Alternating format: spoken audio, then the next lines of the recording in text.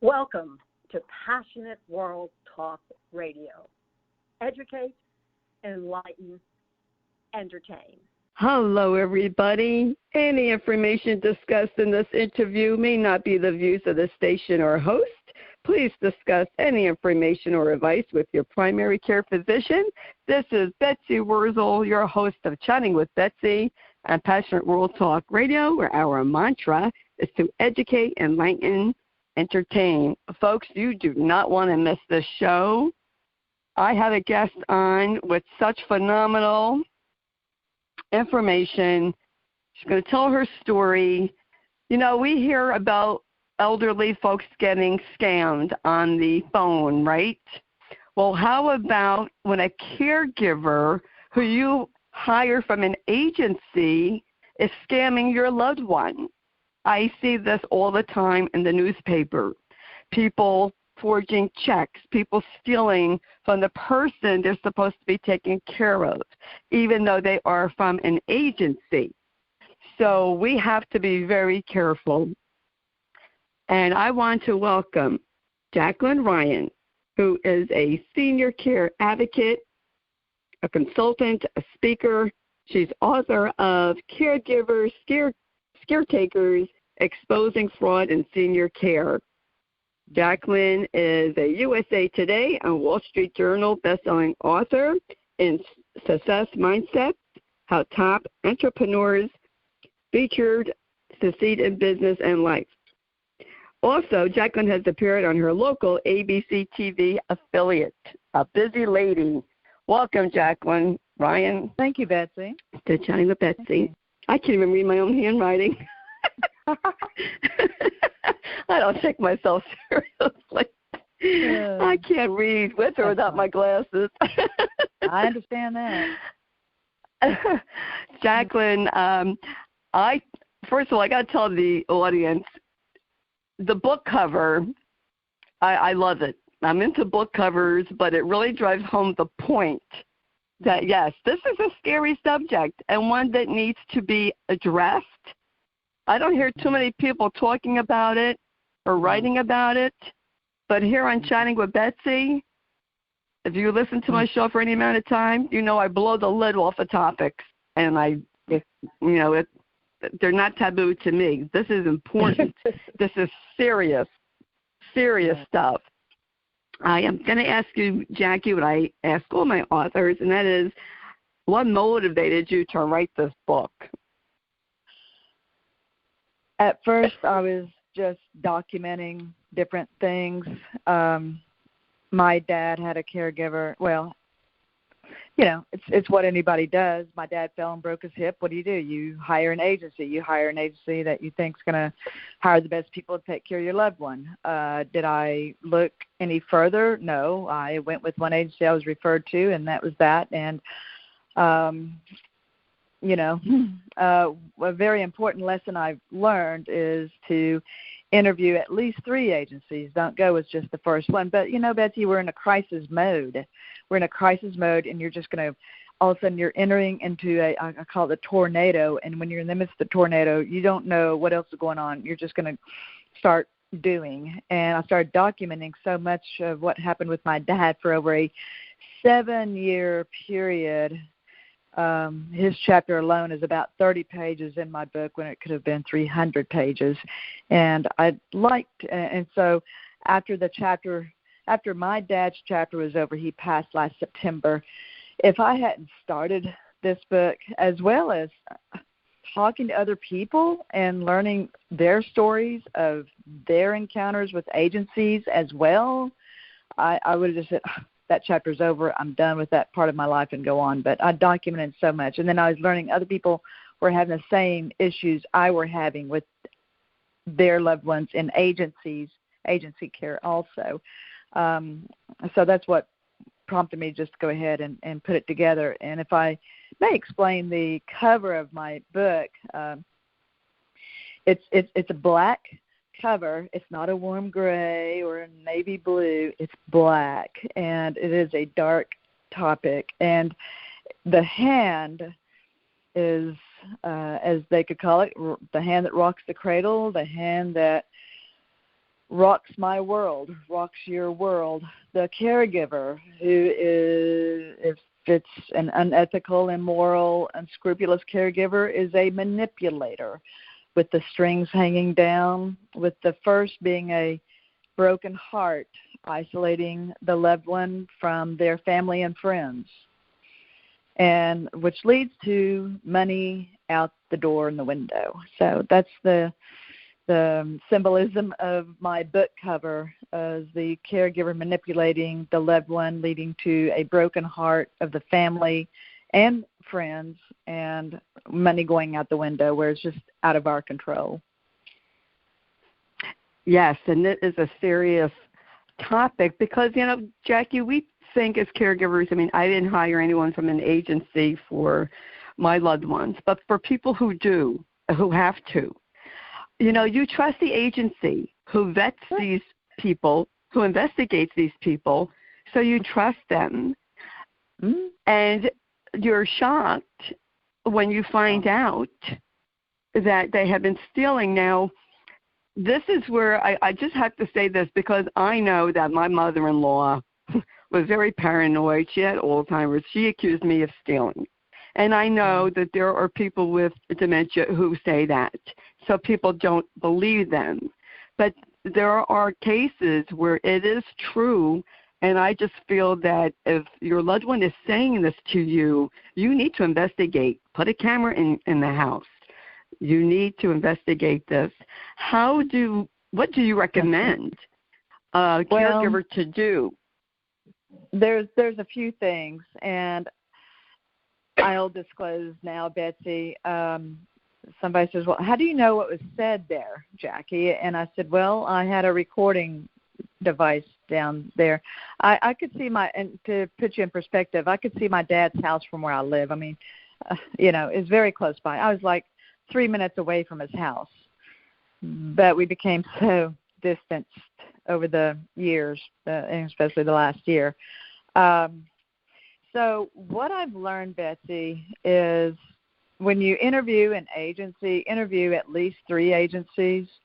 Okay, so you interview the agencies. Okay, fine. Well, I'm saying go past that. You might want to interview the caregivers they plan on sending out there. Interview the caregiver at their agency before they come out to your loved one's home, if that's possible.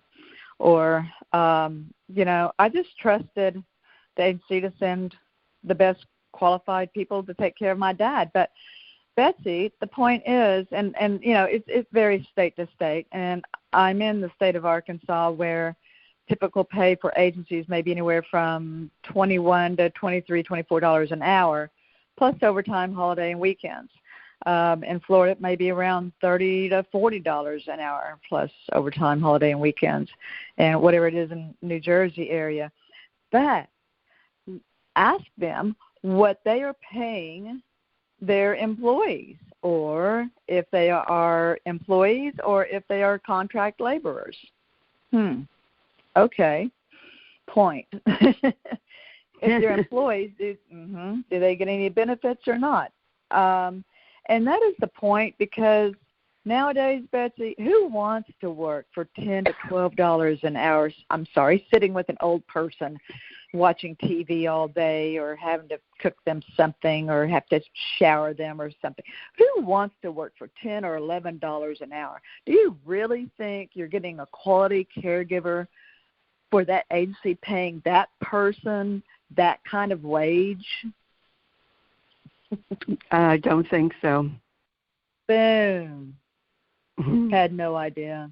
In fact, so I had about 7 years with my dad with 1 to 2 agencies, 6 months with my mom under hospice care with a different agency, and yes, I checked. They paid their they paid their people better. So I thought, I'll get better care. And the first week with my mom, who was bedfast, who was, had a perforated bowel.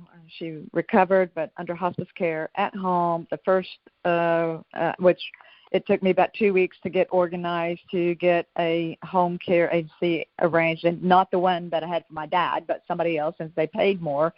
And the first week they sent this person out. I'm sorry, and I am going to say this: the woman she's probably in her mid to late 20s, multicolored hair, a few tattoos.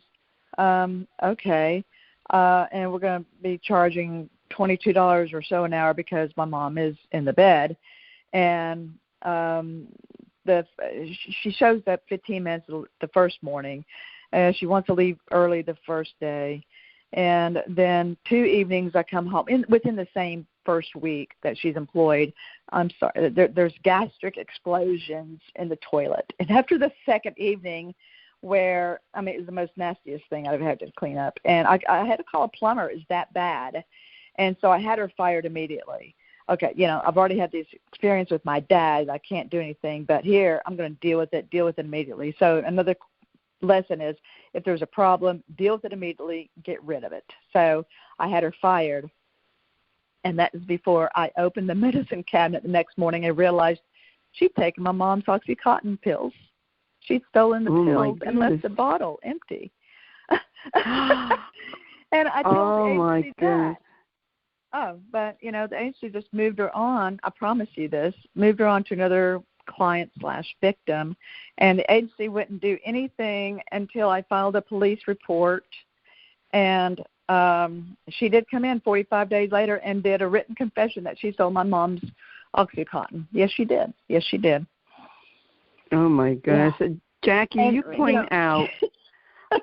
You point out the truth. Not to say, and I want to make this clear to the audience. We're not here to bash caregivers, paid caregivers. There are plenty of good agencies and terrific caregivers out there who are paid. We're not bashing them. We want you, the public, to be aware that there are people out there who are working from an agency who are not reliable, questionable character, and these things do happen. I've seen it in my own state. I've seen police reports of people stealing from these poor elderly people. And, people say, well, that can't happen to me. It won't happen to my loved one. Yes, it can happen. It does happen. And you know what, Jackie? We don't know, what we don't know at the time.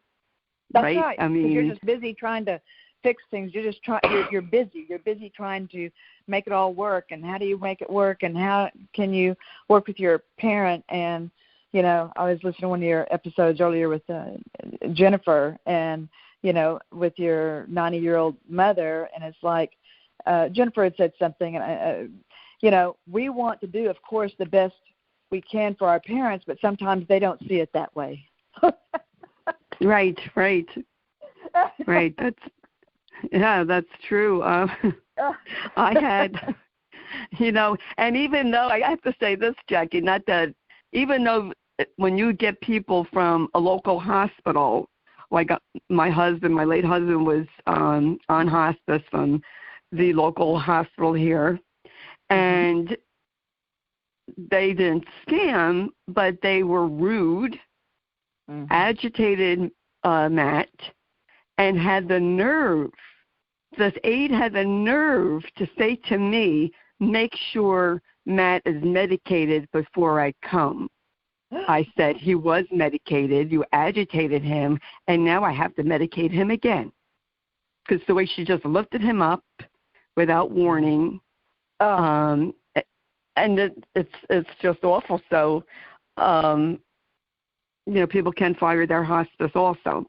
But how does a consumer, especially if you're long distance, and getting the proper person from an agency to making sure they are in the up and up? I guess you could private investigate them? Two parts. And what I'm disclosing is, and I mentioned it earlier, that I had put a recording device at my dad's house, and because I had a suspicion. And this was 2 years after her employment. And I had a suspicion. I didn't initially because she was very And this is something to watch out for. She showed up. 2, she showed up on time. 3, she's very engaging and had a bright smile. I didn't learn until she told me later, like 2 years plus later, that she had been in jail for meth before, and that's why she had a wonderful smile, because her teeth weren't real. Oh, so she'd been in jail. Okay. I went and asked the agency about that. Well, yes, but, they kind of inherited her from another agency. And he smiled, and they would not fire her because they didn't want to lose this. Betsy was about over a $200,000 a year account. And people are going, what? And it's like, well, think about it. If you spend $21, $22 an hour times 24/7 care plus overtime holidays, it's over $200,000 a year. It is.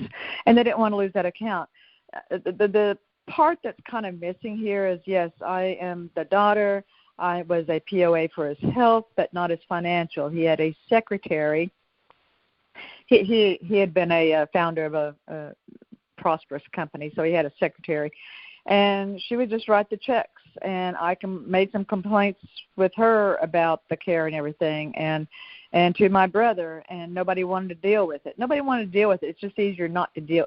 It's easier not to deal with it than to deal with it. It's easier not to cross your loved one than to just not deal with it. And that's what happened with me. Was I was getting cross with my dad because this woman convinced my dad, and I've got recordings of it, nobody can take better care of you than me. I'm the only one that can take care of you. Nobody else can do, nobody else cares about you. I'm going to be here to take care of you, nobody else. I've got recordings of that. But they were illegal, Betsy, because I didn't let my dad or her know I was recording down there. So I was advised to get rid of it. And I'm speaking now because it doesn't matter. He passed. So yes, I had audio recordings down there. Like you suggest, maybe in the future that, yes, if the children, adult children, say, Dad, do you mind, or Mom, I'm going to have a camera in the house. I want to make sure that this caregiver is going to take good care of you. And let the agency know that there's going to be a camera in the house or cameras in the house. And that, because you got the modern technology now, unlike I was aware of 7 years ago or whatever, and to monitor the going-ons in the house and stuff like that. Just like the nanny cams for the kids and babies, we need that for our elders. It has to be with their permission, though. Mm-hmm. So the cameras, I didn't know that.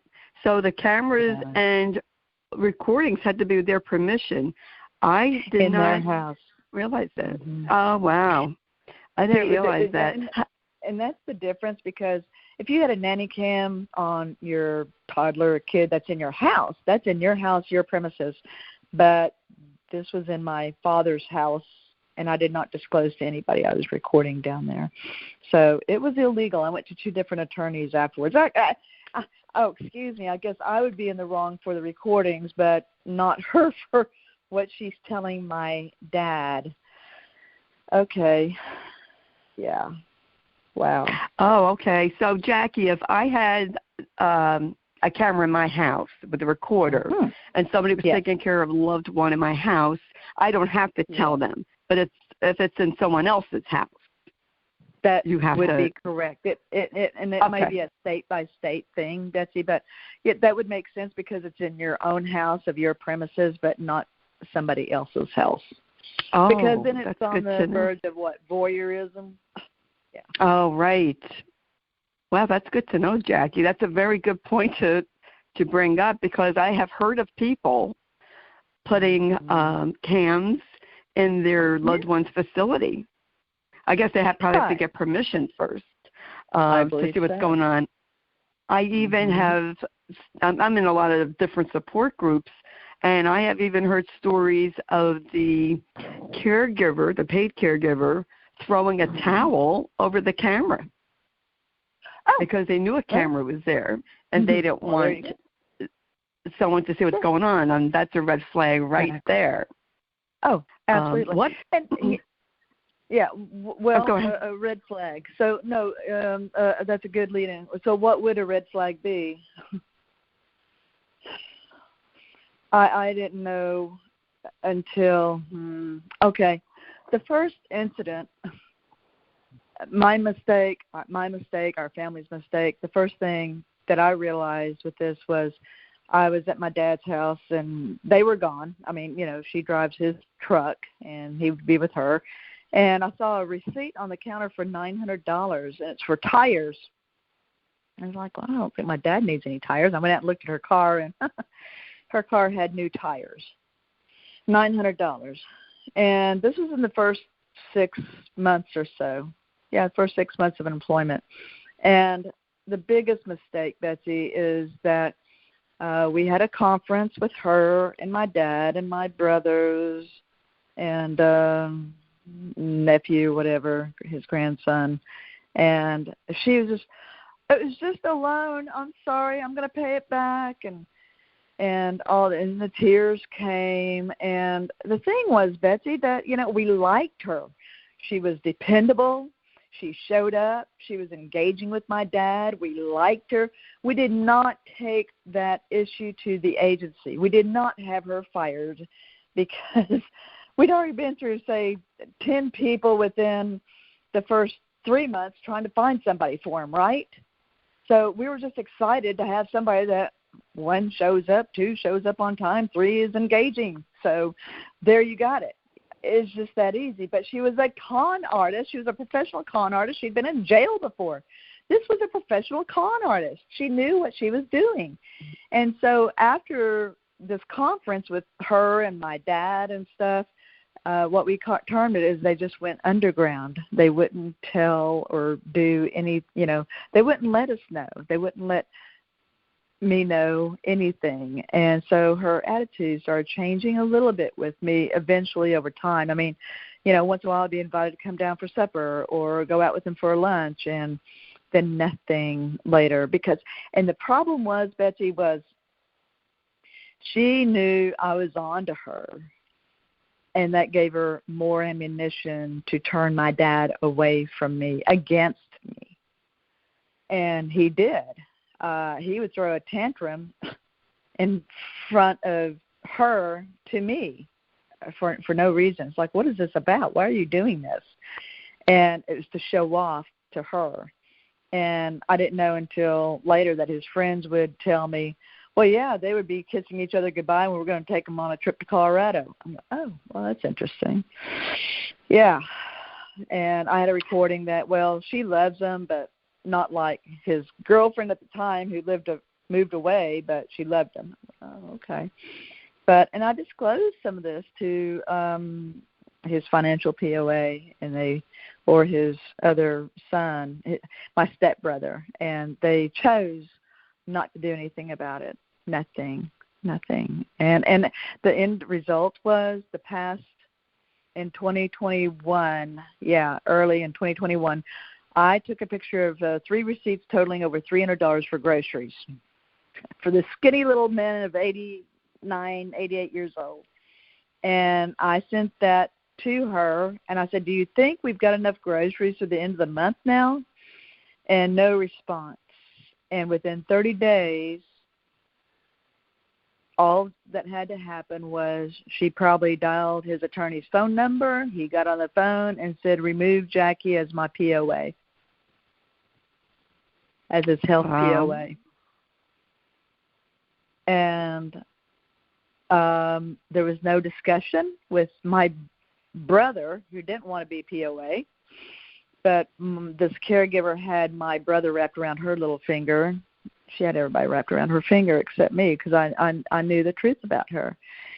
And my dad fell 30 days after he removed me as POA, and he called me. I went down there like in 3 minutes, and I sat there with him, and, looking back, reflecting, even though I wasn't his health POA, maybe I should have just gotten him in the truck and taken him to the doctor or ER anyway. He had skin tear on the back of his shoulder, and was bleeding some, and his collarbone hurt a little bit. oh, excuse me, there's another throw rug down. Can we get rid of the throw rug? Yeah. And but it took 2 hours for my brother to come over and another hour after that for Nurse Nikki to show up from the home care agency. And it's like, and I asked that. I said, why did you remove me as your POA? I would have had you at the ER by now. I would have had you at the hospital. He says, you were after my money. And I said, I don't need your money. He says, I know that. Well, how do you argue with that? How do you argue? So I just dropped it. What's the point? So, but Betsy, that was the last time my dad ever called me. I bet he was so admonished for calling me. I was never called after that. And he fell 3 more times after that within the year. And the 4th time, he broke his elbow. And, no, my brother let me know, like, the next day after he'd been to the hospital and, getting surgery and stuff. And I called the agency, and they were concerned about talking to me because of HIPAA, and I'm not the POA. And I called them up, and I said, you don't need to tell me about my dad, but let me ask you, do you realize that he's fallen 4 times under this other caregiver? And I said, I could tell they did not. I said, I'd be dang if she ever shows back up here again. I'd be dang if she ever shows back up. So they got rid of her. That was not the manipulative one. That was just the inept one. Wow. You know what this reminds me of, Jackie? Reminds me of an abuser, someone who's a narcissist. They know how to push buttons. They know how to isolate. They love bomb people, right? And they isolate. And they make that person think, oh, I can only take care of you. I have your best interest. And they isolate your person from the family. This is exactly what was going on. And, when you don't have, because you were removed from POA, it had to be so frustrating for you. And I can imagine very heartbreaking. Because, of course, I was looking after his best interest, but he didn't see it that way. Of course not. He didn't see it that way. And even furthermore, that one of his male friends, David. It was David. So I was down there once, and this other newish caregiver said, well, this guy might come down later, and your dad told me not to smile at him or talk to him. I said, why? She said, well, I don't know. But, and I'm saying it in a way that my dad was brainwashed and programmed, and he ended up being very mean to the only friend that he had. And I mean, guy, Dave says, I don't need this. I don't need to take this abuse. And he'd leave for 3 months, and it was only my dad's best friend. But she was turning my dad away from his own male friends. That's typical abuse. And yes, and as That's you abuse. said, and the word is a narcissist. She was a narcissist, and my dad was a narcissist, and it takes one to know one. And they fed off of each other initially. I mean, it was 7. And okay, this is the other part. This is 7 years. So don't you think in 7 years between the time he's 82 to 89 that his I mean, there's surgeries and there's lifestyle changes and things like this, and then he's going downhill in the last 6 months or something, that we need to step this up. We need to get at least some CNAs. And this is another chapter in my book. This one lady related as the nurse's aide. I said, no, these people are not nurses. They're caregivers. They're not even a CNA. They're just a caregiver. They're not nurses. They're not even a CNA. Now, I'm going to say this with the exclusion. Betsy, like you mentioned earlier, some agencies hire perhaps CNAs only. Fantastic. And yes, there are other fantastic agencies out there, and it's just, I guess I just had the bad luck of the draw. I talked to somebody this past week, and they said, did you not have any good experiences with any agencies? And it's like, well, what am I supposed to do here? Try this one or try that one or try this one or try that one in a 6-month time when my mom is dying or something?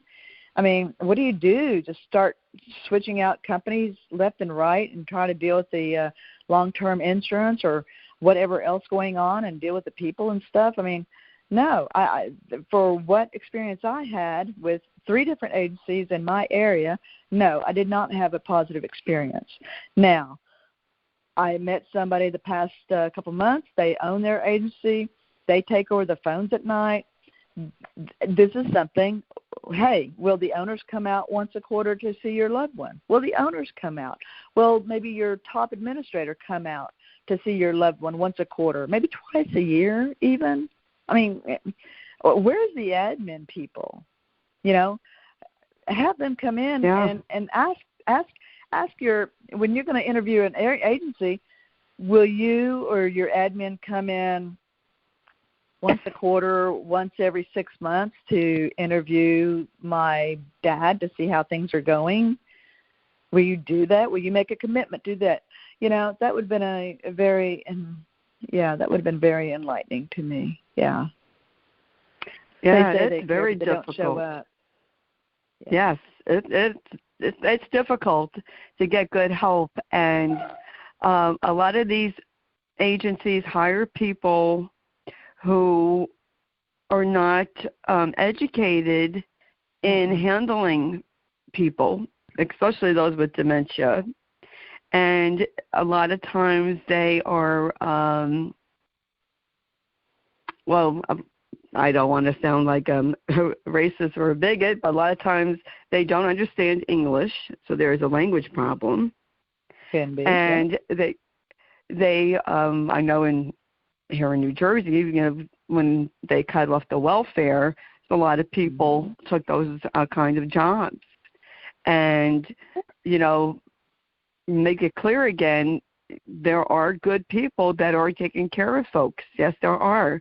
But you have to watch out for the ones that aren't. And it can happen to you or your loved one. You know, we hear about these phone scams all the time that, you know, that people are getting taken advantage of. Art Magazine did a really good article last year about it. But what about in your home? Is you're the person taking care of your loved one? You know what? Are they being abusive to them? These are things that I think all adult children, or if you're a wife or a spouse, partner, should be aware of, that this can happen. Look for changes of behavior. I would say look for changes for behavior in your loved one. Absolutely. Absolutely. You know, you mentioned phone scams. I mean, I lived it. My dad was the Rainbow Chaser, Dream Seeker. He sent probably $40,000 or $50,000 to Jamaica. Yeah. And they even called me on my phone once. I'm going, what? And they were saying, why are you not letting us talk to your dad? Why are you being so mean to us and stuff? And I was on the phone once to them at my dad's house, and then, yes, we have the $10,000 at the Little Rock Airport, but we need another $3,000 to get it through customs. I said, why do you have a Jamaican accent if you're the customs officer in Little Rock, Arkansas? So, but, you know, and it was a net. It was just a ring, and he'd be, you know, they're very smooth talkers, and they'd have his place on Google Earth, and they would say, oh, Mr. Jack, you know, we see where you live down a very curvy road with, and you have 2 silver pickup trucks. I mean, like, and, you know, when you're over 70, 75 years old and you're not familiar with all the modern technology and stuff, it's like, man, they're really watching you. And, I mean, one day, I was getting in the middle of it, trying to get him to quit sending money and stuff, and then they were threatening him, and I went to his house the next day, and he had a pistol on the counter and a shotgun near the door, Betsy. I mean, he was scared for his life. They were going to show up, you know? Wow, that's it's scary. It really is. I mean, the dark web is very scary. I've had people calling me up, and now I don't even answer my phone. They can leave a message. Right. And that's you know. Mhm. Yeah, just especially now that I'll be going on Medicare later this year, and you get all these scammers. It'll start triggering. Yeah. Yes. Jackie, what can a loved one do? What can an adult or a spouse partner do to prevent this from happening? Or what should they do if they know it's happening? Well, two different parts is, always be aware and be prepared. A lot of the seniors, they're embarrassed or they're ashamed that they got taken $10,000, $30,000 off their computer. I mean, that is an average of the money being spent individually. I've got an elderly friend, and he was taking about $30,000 off the computer. Wow. The thing is, if you don't know the person, if you don't know what they're talking about, hang up. It's just really, I'm sorry, it's really that simple. Hang up, put them on the do not call list or block that caller or whatever. Betsy, it boils down to, and I say this, my parents were divorced, and you mentioned, yes, that generation, they're very quiet, secretive with their financial affairs and with their emotions, right? You said that, and it's the same with my parents. And it's hard to try to be. You want to be in the middle of their stuff because you're trying to do your best to take care of them, but it boils down to the very, very beginning of that relationship and whether they're going to respect you. And I'm going to say this in a way, my dad, I don't think ever really respected me. I mean, he had a stepson that he respected and to put in charge of a company. And, women are supposed to be having babies and raising kids. So, right. And I didn't have them grandkids. I probably fell short in his eyes, even though I could just about muster up enough strength to do anything else that a man does out on a farm.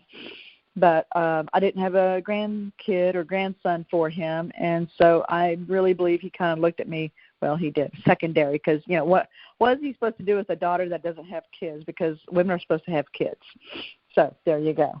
So it's the relationship thing, and I guess really you got to determine if there's a mutual respect and conversation, early conversation before they start getting elderly. And my husband, my second husband here, he had a very good relationship with his father.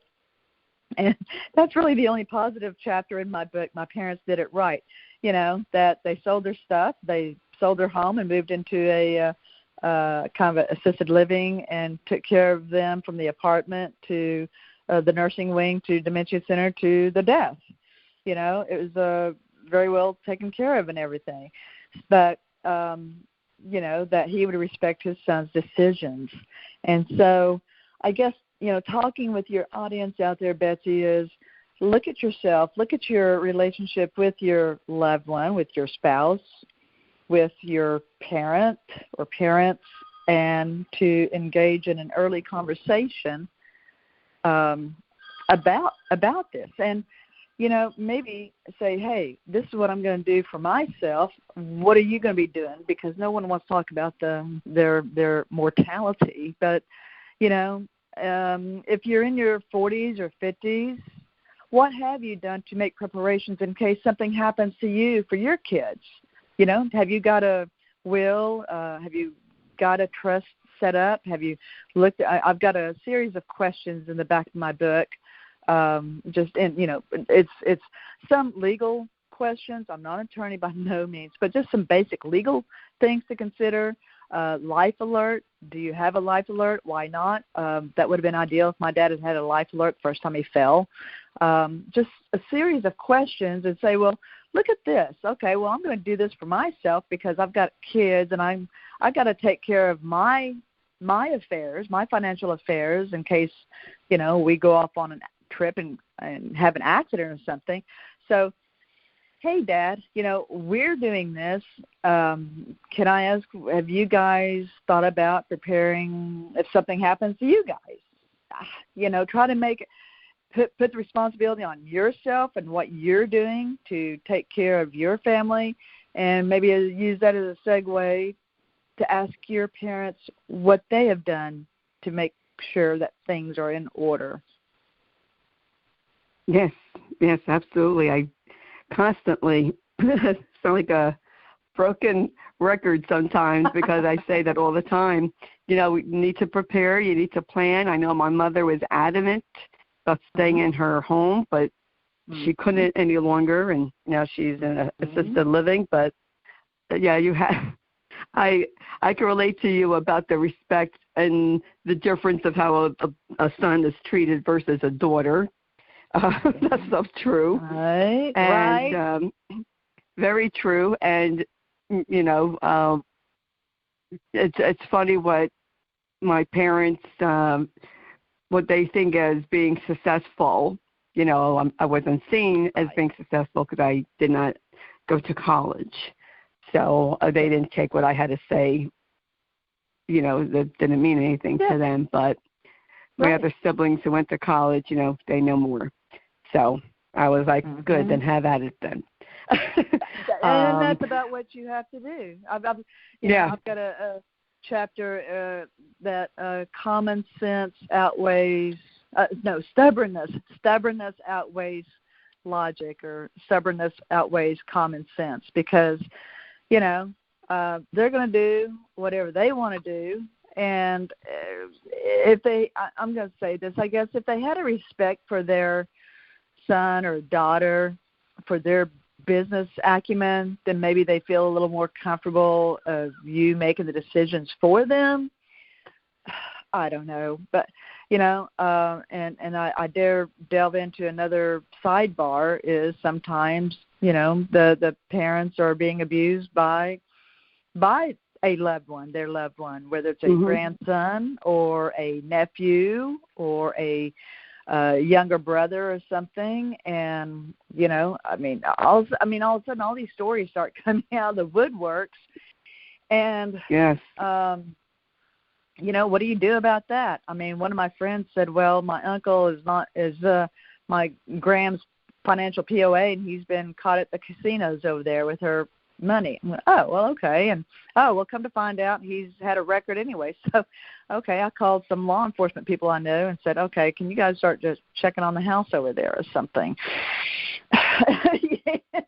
Yes, it is. It's a tough situation to be in, but I can't thank you enough for writing your book, Jacklyn, and for coming on. Where can people find your book, Jacklyn? Online, Amazon, BarnesandNoble.com, through Ingram Sparks, Lightning Source, I believe, and my website is Caregivers. Yeah, and I use it this way, Betsy. It's caretakers.com. Well, and you think about it, of course, people say caregiver or caretaker. It's used interchangeably. Right. So, it's caregivers. It can be caregiverscaretakers.com, or it can be caregiverscaretakers.com. See? Yeah. Just make sure you got the S in between there. It's all the same. It's the same difference, right? Right. Well, I can't thank you enough for coming on and writing your book, and I highly suggest to the audience to get the book, read about it, interview these people that are coming in, interview the agency, and if you do have a loved one under care and you are suspicious, contact your local police, sheriff, whatever you have in your area. And try to do that. I did that, Betsy, and nobody would listen to me because I wasn't the victim. I was the one outside crying, whining about what was going on, but I wasn't the victim. And so my local law enforcement, sheriff, prosecuting attorney, none of them would even look into it. So, and not even DHS. So, yeah, there's resources out there. I've got a list of resources on my website as well. And, like you've learned, Betsy, there's resources. But when you're in the middle of the storm, you're just too busy trying to figure it all out, and you don't have time to sit down and read stories and stuff. But, this is how you learn, is from other people's experiences. So exactly. Before your loved one breaks a hip, they're fine. Well, it can break a hip tomorrow. And then there you go. I call it the wormhole of healthcare. Be prepared, be aware, and be prepared. Exactly. Oh, thank you. Yes. I love when other people say the same thing as me. Thank you. I love that. That's why, this is Chatting with Betsy is about people sharing their stories, being resources, getting information out there that I wish I knew about, that I feel that people should know about. And we need to talk about these topics, and some of them are considered taboo, but not on Chatting with Betsy. Thank you. Pop the lid open. Betsy. You're welcome. You're welcome, Jackie. Folks, I want to thank everyone for listening. Please read the blog that Jeannie White writes. She is station manager of Passion World Talk Radio and produces the show. Thank you to Jeannie. Thank you to Lillian Caldwell, CEO of Passion World Talk Radio, for introducing me to Jacklyn Ryan through a press release and making this all possible. And I appreciate you all listening and sharing. Please share this podcast to help other people. And if you missed any of this podcast, you can catch it on your favorite podcast outlet. I highly recommend subscribing to Chatting with Betsy, wherever you listen to your podcast. I'm on Breaker, Spotify, Apple, and so many places. Just look up Chatting with Betsy. And I have phenomenal guests, if I have to toot my own horn, but I have phenomenal guests on my show to help people. That's my mission, is to help people. And that's what the show is about. Chatting with Betsy is paying it forward and giving people opportunity to be heard. And I just want to tell everyone, in a world where you could be anything, please be kind. We need it.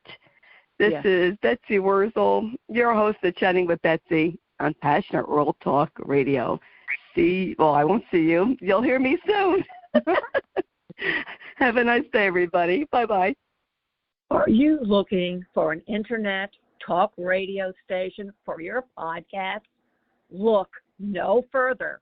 At the helm of Passionate World Talk Radio are two women that want to provide a spot for you and your podcast to be heard.